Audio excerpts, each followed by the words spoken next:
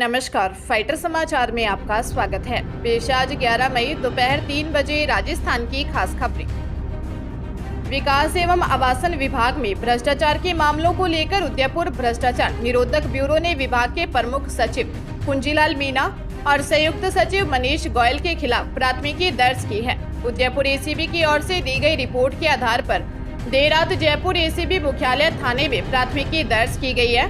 इसमें कुंजीलाल मीणा और मनीष गोयल के साथ ही विभाग के अनुभाग अधिकारी हरि मोहन और पिछले दिनों पकड़े गए दलाल लोकेश जैन का भी नाम शामिल है। एसीबी के सूत्रों का कहना है कि इनके अलावा जांच में अन्य कर्मचारियों और अधिकारियों की भूमिका सामने आती है तो उनके खिलाफ भी कार्रवाई की जाएगी। बता दें कि उदयपुर में एसीबी ने दलाल लोकेश जैन को एक व्यक्ति से घूस लेते 8 मई को गिरफ्तार किया था। इसी की जांच के दौरान सामने आए तथ्यों के आधार पर अब एसीबी ने विभाग के प्रमुख सचिव, संयुक्त सचिव सहित 4 पर शिकंजा कसा है। चूरू में 6 महीने से पार्टनर के साथ लिव इन में रहने वाली विवाहिता ने एसपी ऑफिस पहुंचकर एसपी से सुरक्षा की मांग की। महिला ने शराब के नशे में पति की मारपीट से परेशान होकर घर छोड़ दिया, जिसके बाद परिजन उसे जान से मारने की धमकी दे रहे हैं। एसपी ऑफिस में संपत सिंह की ढाणी झुंझुनू निवासी 28 वर्षीय पूनम ने बताया कि 10 साल पहले उसकी शादी राजगढ़ तहसील के धोलिया गांव में लक्ष्मण सिंह के साथ हुई थी। पति शराब पीकर आए दिन मारपीट करता था। जून 2022 में उसको पति ने मारपीट कर घर से निकाल दिया। बाद में उसकी मुलाकात गांव के ही मुकेश जाट से हुई। दोनों में प्यार हो गया। दिसंबर 2022 में दोनों एक साथ दिल्ली चले गए, जहां दोनों एक दूसरे के साथ रहने लगे। दिल्ली जाने के बाद पहली बार गांव आए तो ससुराल पक्ष के लोग दोनों को जान से मारने की धमकी दे रहे हैं। इसलिए दोनों एसपी ऑफिस पहुंचे और सुरक्षा की गुहार लगाई। पूनम ने बताया कि उसका एक 8 साल का बेटा है जो पति के पास ही है।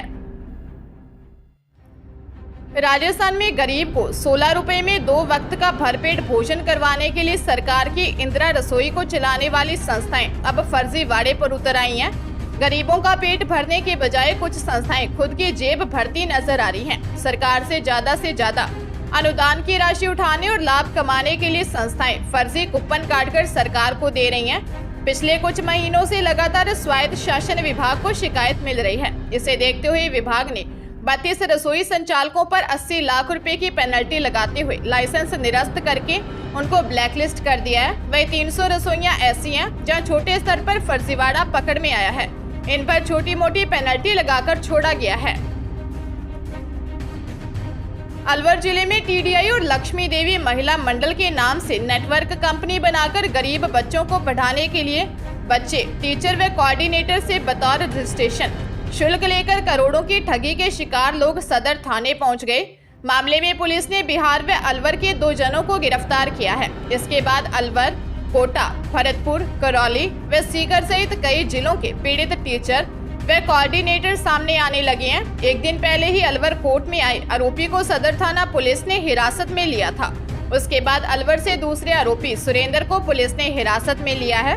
पुलिस ने बताया कि करीब 5.5 से 6 करोड़ रुपए की ठगी हुई है। मामले में तकनीकी जांच जारी है।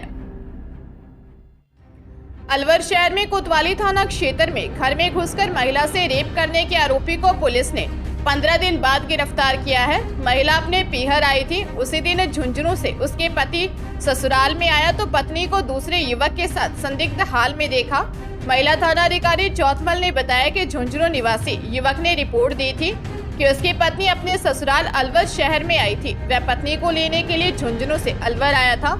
अलवर में घर में घुसा तो पत्नी को किसी दूसरे युवक के साथ देखा। बाद में पत्नी ने बताया कि वह युवक जबरदस्ती घर में घुसा है और उसने रेप किया है। महिला के पति ने थाने में रिपोर्ट दी थी कि उसकी पत्नी के साथ हजूरी गेट निवासी हेमंत शर्मा ने जबरदस्ती घर में घुसकर रेप किया। पुलिस ने आरोपी को गिरफ्तार किया है। राज्य में 14 नए सरकारी प्राथमिक स्कूल खोलने की स्वीकृति जारी की गई है। प्रारंभिक शिक्षा निदेशालय द्वारा जारी इन 14 स्कूलों में 9 बीकानेर जिले में खुलेंगे। इसके अलावा 3 बाड़मेर जिले में तथा एक प्राथमिक स्कूल जैसलमेर तथा जोधपुर जिले में होगा। इन स्कूलों में प्रवेश शिक्षण सत्र 2023-24 से शुरू होगा। इन स्कूलों के भवन की अस्थायी व्यवस्था जिला शिक्षा अधिकारी करेंगे, जबकि एक बार अस्थायी तौर पर स्टाफ की व्यवस्था संबंधित मुख्य ब्लॉक शिक्षा अधिकारियों को करनी होगी। नए प्राथमिक स्कूलों के भवन का निर्माण सर्व शिक्षा अभियान नाबार्ड तथा जन सहयोग से किया जाएगा, जबकि पदों का आवंटन उपलब्ध आरक्षित पदों में से स्टाफिंग पैटर्न के अनुसार किया जाएगा। बांसवाड़ा जिले में शॉर्ट सर्किट के चलते लियो सर्कल के पास सड़क किनारे करीब 3 दुकानों में अचानक आग लग गई और अफरा तफरी मच गई। सूचना पर पुलिस व फायर ब्रिगेड की गाड़ियां पहुंची और आग बुझाने का काम शुरू किया। पुलिस ने बताया कि सदर थाना क्षेत्र के लिए सर्किल के पास सड़क किनारे 3 दुकानों में शॉर्ट सर्किट से आग लगने का मामला सामने आया है।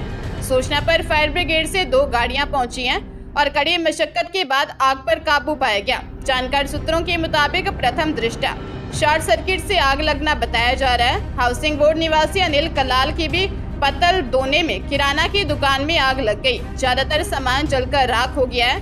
तीनों ही दुकानों पर लाखों का नुकसान हुआ है। राजस्थान में लंबित भर्ती परीक्षाओं के रिजल्ट को लेकर बेरोजगारों ने जयपुर में अनोखा प्रदर्शन किया। प्रदेश भर से जयपुर पहुंचे बेरोजगार 1111 फीट लंबा ज्ञापन लेकर कर्मचारी चयन आयोग मुख्यालय पहुंचे। इस दौरान राजस्थान बेरोजगार एकीकृत महासंघ के प्रदेश अध्यक्ष उपेंद्र यादव के नेतृत्व में बेरोजगारों ने कहा कि सरकार जल्द से जल्द लंबित भर्ती परीक्षाओं का रिजल्ट जारी कर नई भर्ती का कैलेंडर जारी करे। अगर सरकार ने हमारी मांगों को पूरा नहीं किया तो आने वाले वक्त में प्रदेश भर के बेरोजगार सरकार के खिलाफ बड़ा आंदोलन करेंगे। इसका नुकसान सरकार को आने वाले चुनाव में भुगतना पड़ेगा। इस दौरान बेरोजगारों ने आज के 1111 फीट लंबे ज्ञापन का वर्ल्ड रिकॉर्ड बनाने का भी दावा किया। बेरोजगारों ने चयन बोर्ड आयोग के सचिव आरएएस अधिकारी सुनील पूनिया को बेरोजगारों ने अपना मांग पत्र सौंपा। अलवर जिले के शाहजहांपुर में हरियाणा बॉर्डर के समीप एएलपी कंपनी के सामने सवारियों से भरे टेम्पो को तेज रफ्तार से आ रही पिकअप ने टक्कर मार दी। हादसे में 2 जनों की मौत हो गई, जबकि अन्य 5 जने गंभीर रूप से घायल हो गए। घायलों का बहरोड के निजी अस्पताल में प्राथमिक उपचार के बाद हरियाणा के रेवाड़ी में भर्ती करवाया गया है। थानाधिकारी विक्रम सिंह चौधरी ने बताया कि हरियाणा के रेवाड़ी जिले के रामपुरा थाना क्षेत्र के भाड़ावास निवासी 7 श्रद्धालु सोडावास के समीप शामदा स्थित बाबा गरीबनाथ आश्रम में पूजा अर्चना कर वापस लौट रहे थे। इसी बीच बॉर्डर के समीप रेवाड़ी की ओर से तेज रफ्तार से एक पिकअप ने टेम्पो को सीधी टक्कर मार दी। हादसे के दौरान चीख पुकार मच गई। इस दुर्घटना में टेम्पो चालक राजकुमार थानक जयराम वाल्मीकि निवासी भाड़ावास की मौत हो गई और अन्य घायल हो गए। बीकानेर जिले में बस में सोने के आभूषण सहित सूटकेस चोरी कर ले जाने का मामला सामने आया है। इस संबंध में श्री डूंगरगढ़ थाने में बजरांगसर निवासी श्यामलाल जाट ने अज्ञात के खिलाफ मुकदमा दर्ज करवाया है। प्रार्थी ने मुकदमा दर्ज करवाते हुए बताया कि उसकी बहन किसी काम से बस के द्वारा जा रही थी। इसी दौरान रास्ते में अज्ञात व्यक्ति उसकी बहन के सूटकेस को चोरी कर ले गया, जिसमें सोने चांदी के जेवरात के साथ अन्य कई सामान था। पुलिस ने प्रार्थी की रिपोर्ट के आधार पर मुकदमा दर्ज कर जांच शुरू कर दी है।